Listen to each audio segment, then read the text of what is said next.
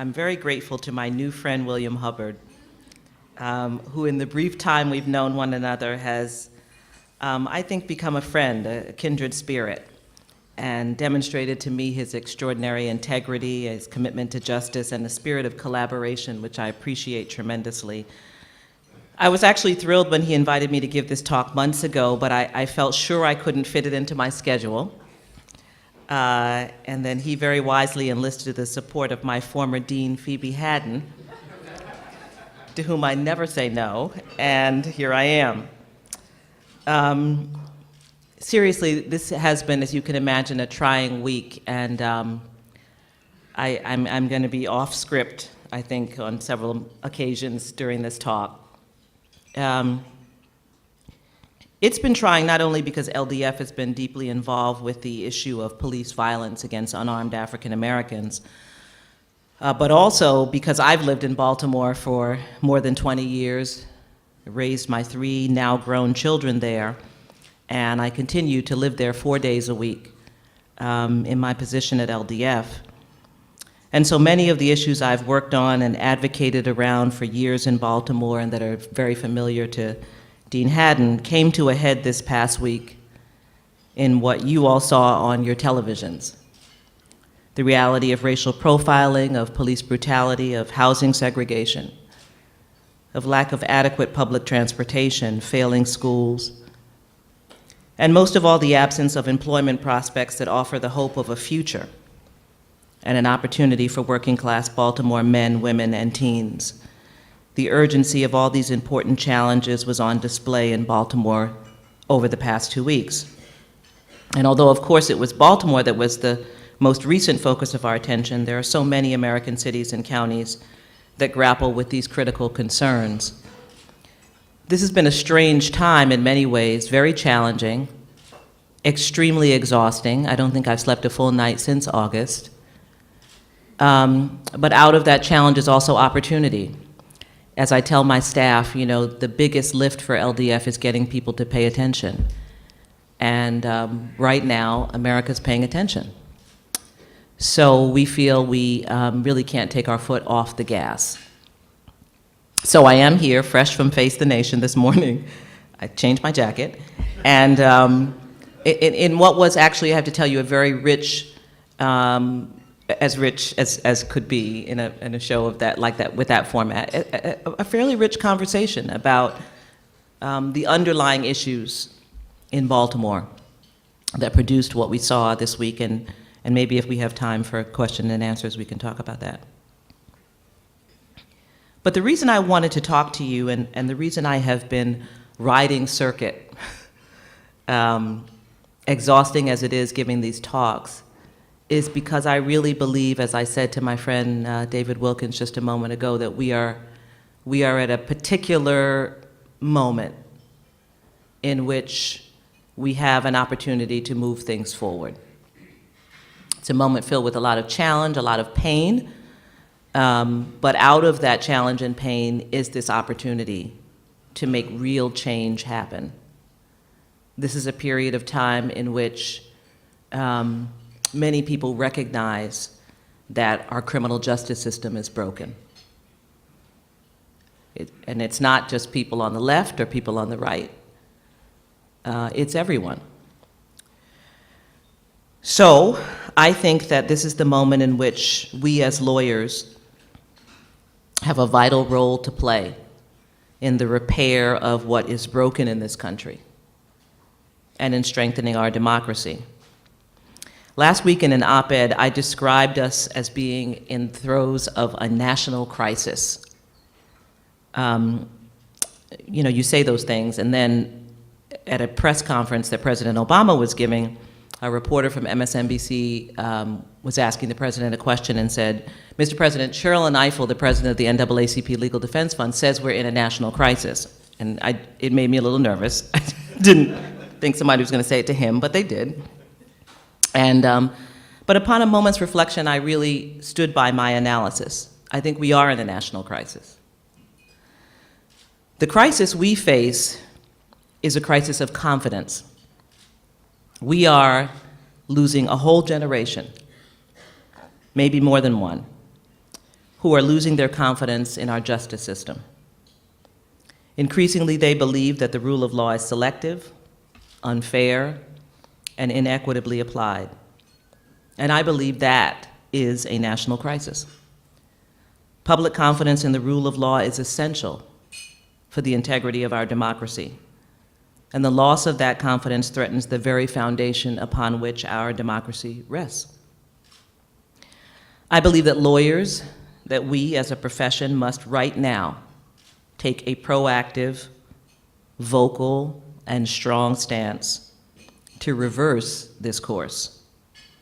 We who have sworn an oath to uphold the Constitution and the laws of this nation, who've devoted our professional lives to the legal process, we must take responsibility for strengthening the integrity of our justice system so that it is worthy of the confidence and faith of younger generations.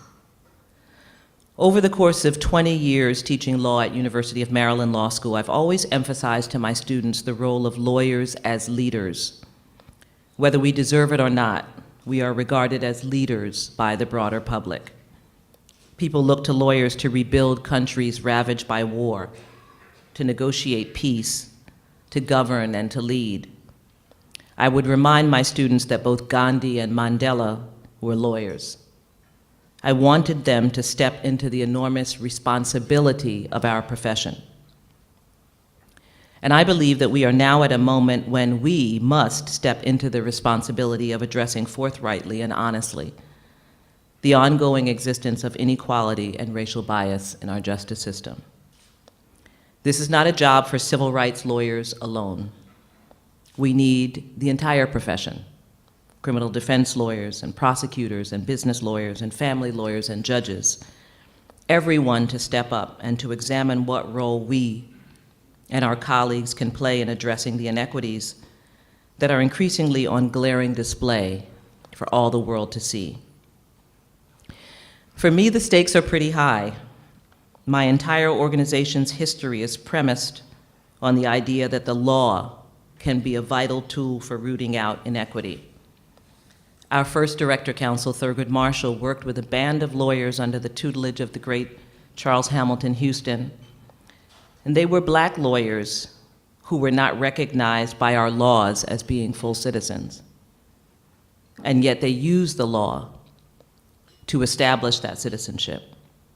This was deeply subversive, the demand that America live up to the ideals expressed in the words of our founding documents, but interpreted and implemented in ways that made a mockery of the words equality, justice, and due process. Their work literally changed our profession. They changed the conception of what being a lawyer could mean and fired the imagination of generations of potential lawyers like me. And they did this because they believed in the law even when the law did not acknowledge them.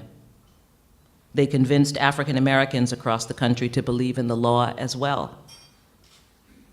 But we're losing ground, especially with young people, although not only with the young. I've been around the country talking with people in communities everywhere, African American business leaders, elderly people who decry the fact that they believe we're heading backwards, young people, working class people, wealthy people, and they're all concerned. The people marching in Baltimore and Ferguson and New York that I've spoken with are Black and white and Asian American and Latino and Native American. And everyone is unsettled by the feeling that something is fundamentally wrong with our justice system. I was at an international conference in Brazil 2 weeks ago with leaders from all over the world, and every one of them had seen the video of Walter Scott being shot multiple times in the back by a North Charleston police officer. And every one of them asked me, what has happened to America? The answer, I believe, is that we have been insufficiently attentive to the need for each of us to participate actively in the maintenance of our democracy. I've been calling civil rights work democracy maintenance work, because I really believe that. We're like plumbers. We're checking the foundations, we're looking at the pipes, we're finding where the foundation is weak and we're shoring it up. We're figuring out when we have to spackle, when we have to tear down walls and build them back up, when we have to use strong material to get the foundation of our democracy to be as strong as it should. But I now believe that this work cannot be left to civil rights lawyers and activists. Every lawyer and every segment of our profession must aggressively take up the role of democracy maintenance. So there are many issues we could discuss, but I want to focus on a few that I think speak to the moment in which we found ourselves, the moment that began to catch fire last August in Ferguson, Missouri, and has now sustained itself over 9 months, and that I believe is actually not going away anytime soon. And I want to just talk about a few features of it and what we, I think, as lawyers can and must do. So the issue is centered primarily on the engagement between the criminal justice system and African Americans. As I said before, there's a growing consensus, right and left, that our criminal justice system has gone off course. The organization Right on Crime, comprised of conservative leaders, has called the criminal law a blunt instrument that has been deployed too frequently and intensively in American life. The result is a bloated prison population of 2 million people. How can we justify this? Violent crime levels are where they were in the 1960s. Yet in the 1960s, our prison population was about 250,000. Today, that's the size of our federal prison population. Without question, the war on drugs has resulted in the explosion of crimes, federal and state, accompanied by extraordinarily long sentences that have resulted in the phenomenon of mass incarceration. And it's also true that mass incarceration has been borne principally by African American and Latino citizens. But this decision, and make no mistake about it, is a decision that we as a country made to criminalize minor infractions and to punish nonviolent crimes with long sentences, has hollowed out the lives of hundreds of thousands of American citizens, their families, and their communities. The idea of the second chance, a widely recognized principle in the faith community, and one recognized as a principle of fundamental fairness, has been discarded in favor of zero tolerance and collateral consequences that quench the promise of life. Difficult as it is to discuss, we must acknowledge the role of race in this process. Not only old-fashioned racism, which shockingly still exists, but the more widespread phenomenon of implicit bias, which leads even those of us sworn to uphold the law and the Constitution to make decisions that are influenced by deeply embedded narratives about African Americans, about our perceived propensity for criminality, the value of our lives, about whether and why we are to be feared. And we have no choice but to engage this issue, difficult as it is. And with all due respect to Chief Justice John Roberts, we will not eliminate racial discrimination by simply not talking about it and by pretending that it doesn't exist. Let's take the issue, for example, of racial profiling. Racial profiling is fundamentally an affront to dignity. It speaks to African Americans of every class, in every geographic place in the country. It is the single most widely shared and reviled racial practice decried by African Americans.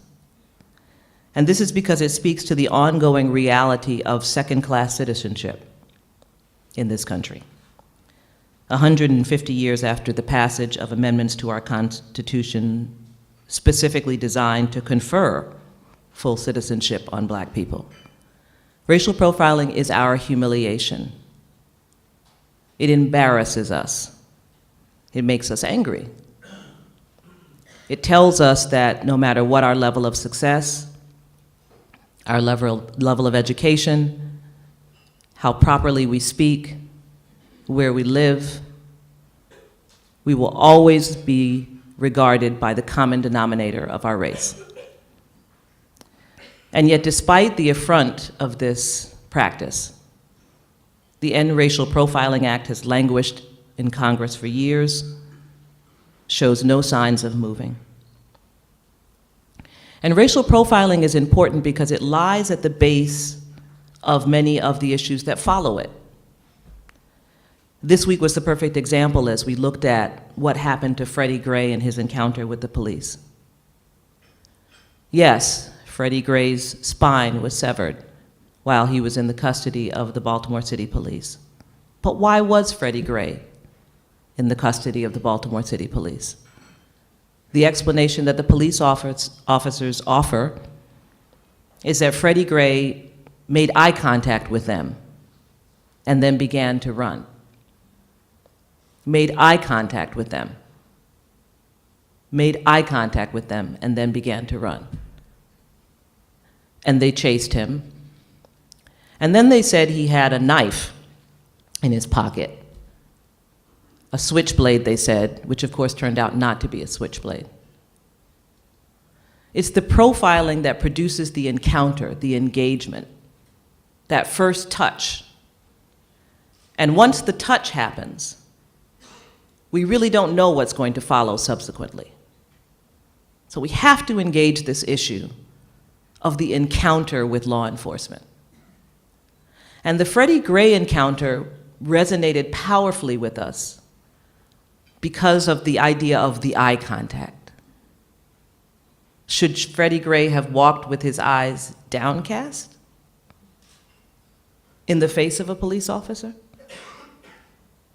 This speaks powerfully to a history that resonates within us. And so we have to return to this issue of racial profiling. It is the precursor to police brutality. It is the precursor to arrests that are made under false pretenses. Every encounter with the police carries the possibility of not only police brutality, but simply arrest and all of the collateral consequences that I described earlier. And so we want to be careful about how those touches with law enforcement happen. And of course, what we fear, of course, is the issue of police brutality. Police-involved assaults and killings of unarmed African Americans have hit the news this year. And every time I'm interviewed, I'm asked, how do you account for this explosion of assaults and killings? What's happening? Why is this taking off? And in September, when I was asked this question, I was in St. Louis. I had a previously scheduled speech, 2 speeches actually, in St. Louis, and this was 4 weeks after Mike Brown was killed. And so I came to St. Louis to give the speeches, and I was asked to do a show on public radio, and I said, sure, I'll do it. And I went to the public radio station, and I was asked by the host the same question. How do you explain this explosion of police-involved killings? Is this happening more? Because at that point, Eric Garner had been killed and in New York, and Mike Brown had been killed, and another man whose name you may not know, Kajemi Powell, had been killed in St. Louis, and Ezell Ford had been killed in Los Angeles, and John Crawford had been killed in Beaverdale, Ohio. It's a man who was killed in the Walmart when he was looking in the aisles at toy guns. And I had an emotional reaction, actually. I mean, it came from absolutely nowhere, but I was asked the question, why is this suddenly happening? And I said, and the host was a great host, so I wasn't mad at him, he was lovely. But I said, actually, my first encounter with this issue of police-involved killings of unarmed African Americans happened when I was 10. And I was raised in New York, and when I was 10, an NYPD officer killed a 10-year-old boy, which is why it stayed in my memory, because he was 10 and I was 10. And I said to the radio host, I said, I don't remember the boy's name, but I always remembered that the officer's name was Shay.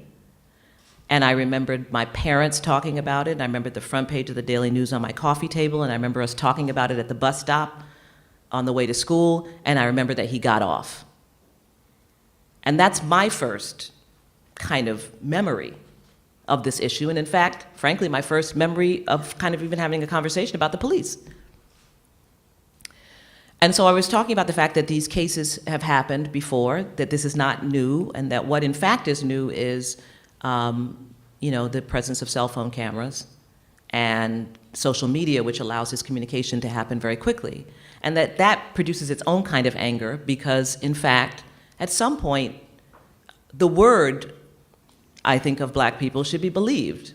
And we've been talking about this issue for a very long time. We were involved with a case in Texas. Where's my Texas friend I just met?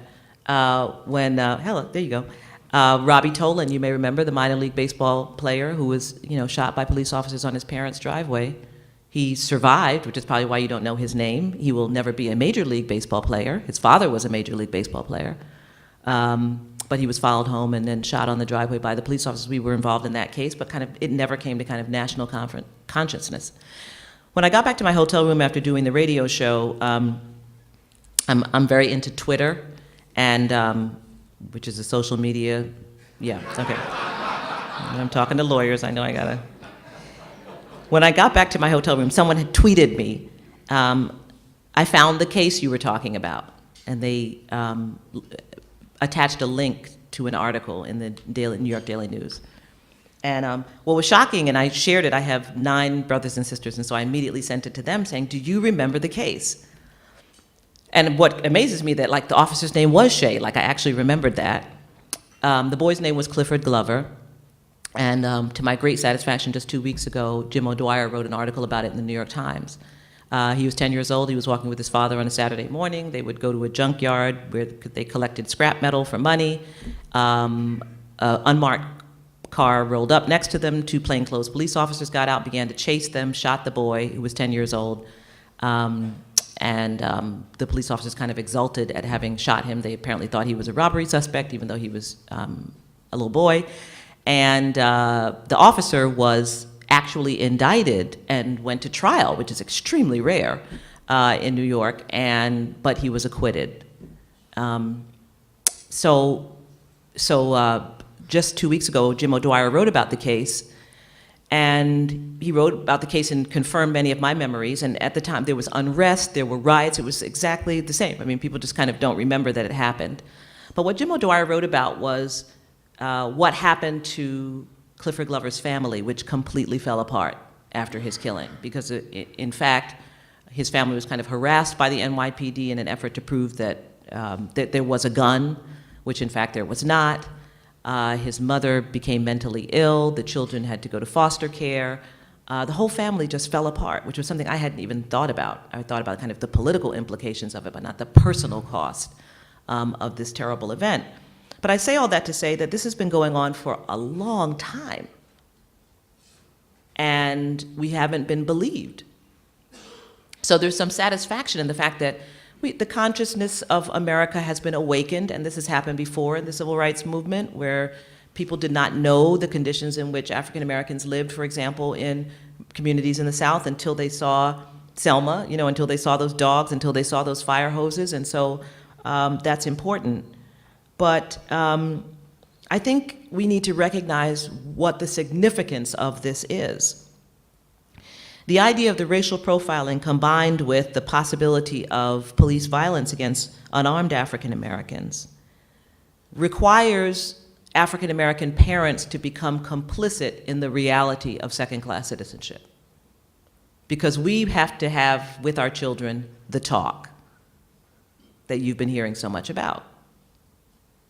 And in that talk, what we tell our children is, and I've said this to my own children, who think they know the law, we basically explain the boundaries of their citizenship.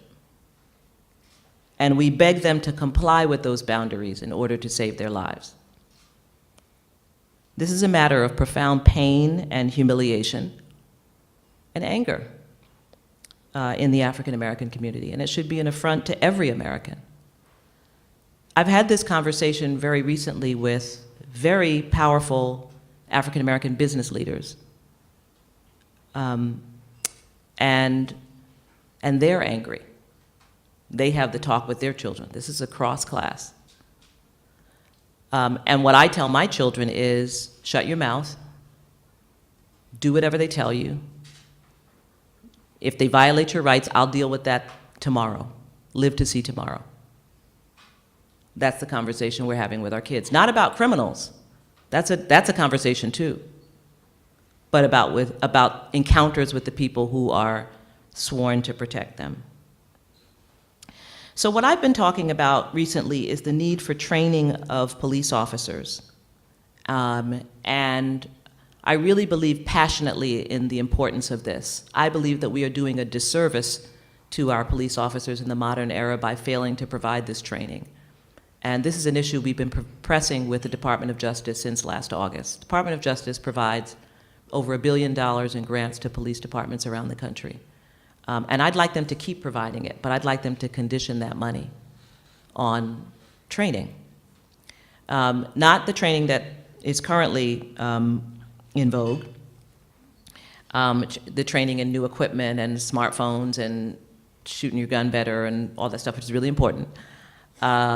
But training in how to manage implicit bias, training in how to de-escalate encounters, especially with young people, training in how to deal with encounters with the mentally ill.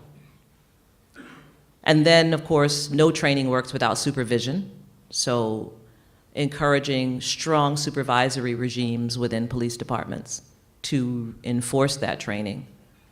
And then, of course, accountability, internal accountability, which requires some kind of discipline for the failure to comply with the training, but also external accountability for officers who do the kinds of things that we've seen over the past few months.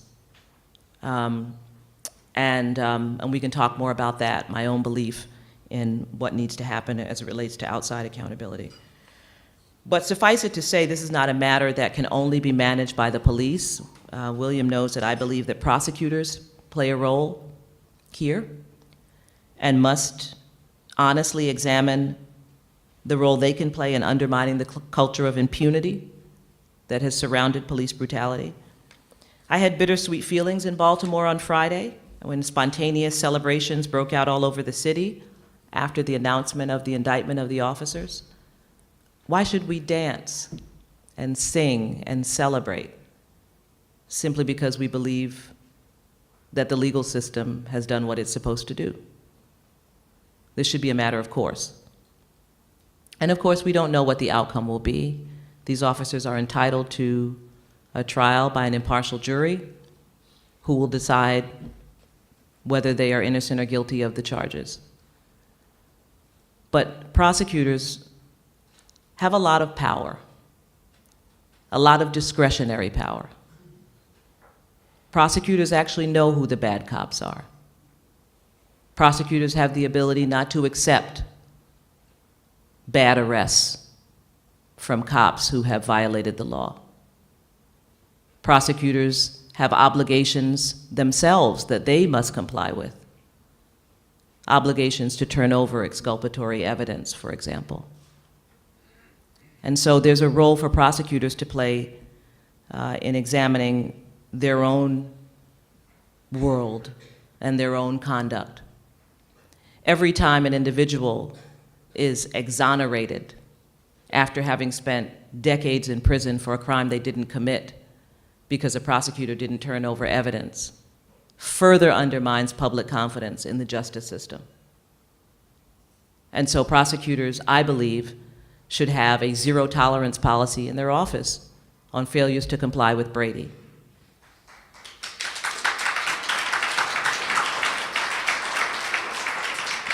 Prosecutors should aggressively train on Brady obligations.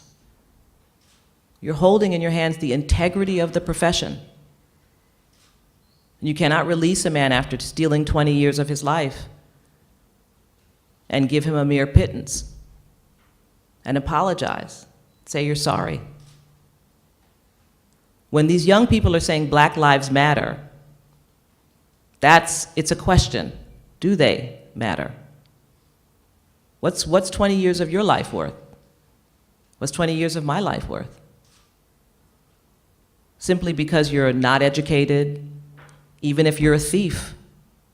20 years of your life matters as a human being. It's a matter of dignity. So prosecutors have to play a role in being aggressive and responsible.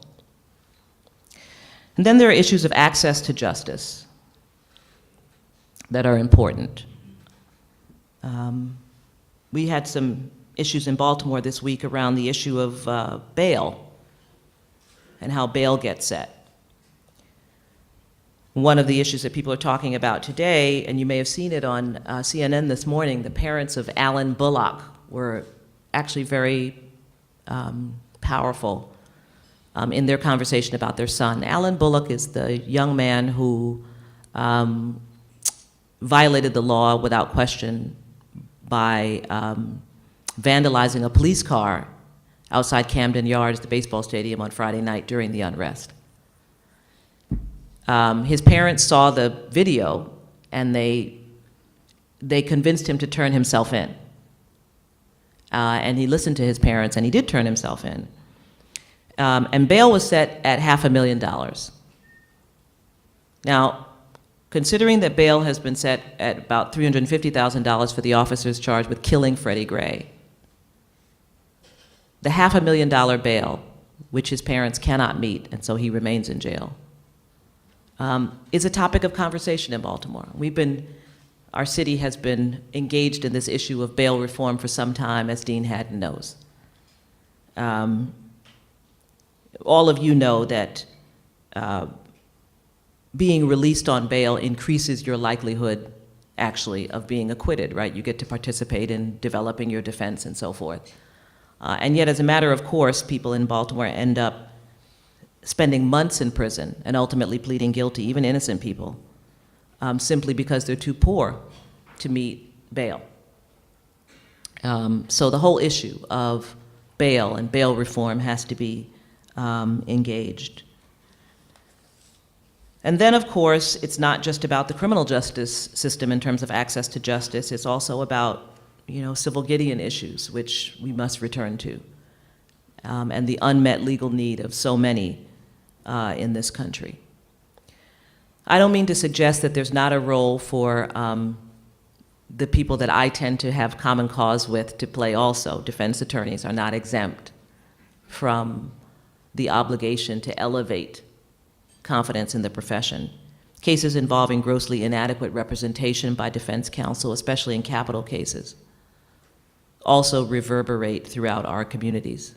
The sleeping defense counsel, the defense counsel who put on no witnesses or refrained from presenting a closing argument, these are actually not funny stories from the bin of the believe it or not lawyer stories.